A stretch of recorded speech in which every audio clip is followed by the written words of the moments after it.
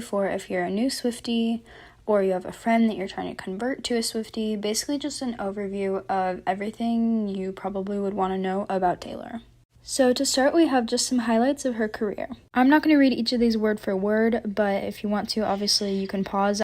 But yeah, Taylor was born December 13th, 1989, and she lived in Pennsylvania on a Christmas tree farm with her mom, dad, and younger brother.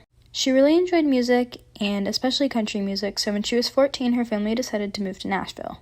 Taylor really wanted to catch the eye of a record label, and so her and her mom would go around and drive and give her demo CD to different places, and eventually, one record, Big Machine, took her on. So she signed with Big Machine and released her first single, Tim McGraw, which was a huge success, and then her debut album, which was also a success. Next was her album Fearless, Speak Now, which was entirely self-written, Red, which kind of marked her transition to pop, but not quite. In 1989, which was a complete 180 from anything she'd ever done, it was pretty much completely pop. A lot of people actually don't know this, but she was really struggling mentally during the 1989 era, just to kind of put that into perspective. There was a whole lot of stuff that happened, but basically she went into hiding for a full year and came back with Reputation, which was the best comeback of all time. She also started to heal a lot mentally and just kind of get to be in a better headspace. Then Lover came, which was a complete shock,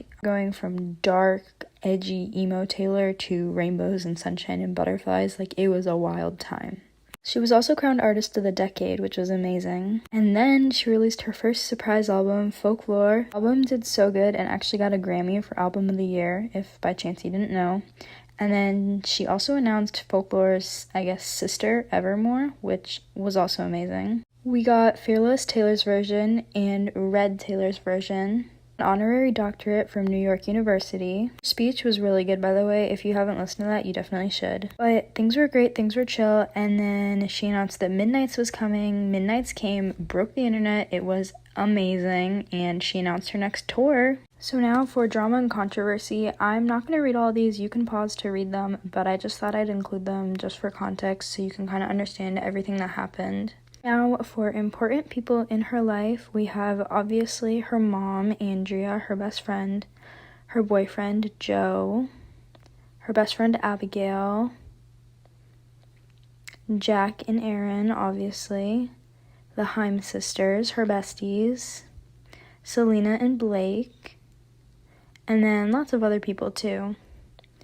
But basically, she is very private about that kind of stuff. Which, honestly, rightfully so. She shouldn't feel obligated to share everything about her personal relationships. So if you want to become a Swiftie, I recommend listening to not her whole albums, but just kind of some more not as known songs. So these are just some songs from each album that I feel like kind of represent the album as a whole. So if you're looking to get into her music, these are kind of what I would recommend starting with. And I would also recommend eventually listening to all of her stuff in order, but I know that's kind of a huge, daunting task.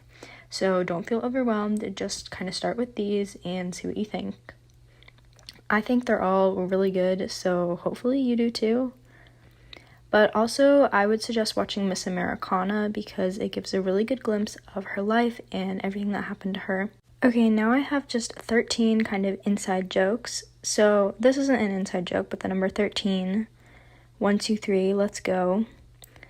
Becky, which is hilarious. The whole scarf thing with All Too Well. The stars, because she cannot draw stars. Her making fun of us, as always. Clowning, which is a big thing here. The 5 holes in the fence.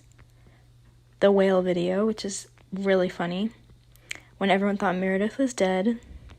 Thug Story is just hilarious. Her being afraid of sea urchins. And the banana LASIK fiasco. So yeah, that was basically it. I hope you guys enjoyed this video. Obviously, I didn't go super in-depth on each of the slides. You can pause to read whatever you want. I just kind of wanted to give an overview because I didn't want this to be super, super long. But yeah, I hope this was useful. Let me know if you have any other suggestions for presentations you'd like me to make because I literally spent 5 hours on this and have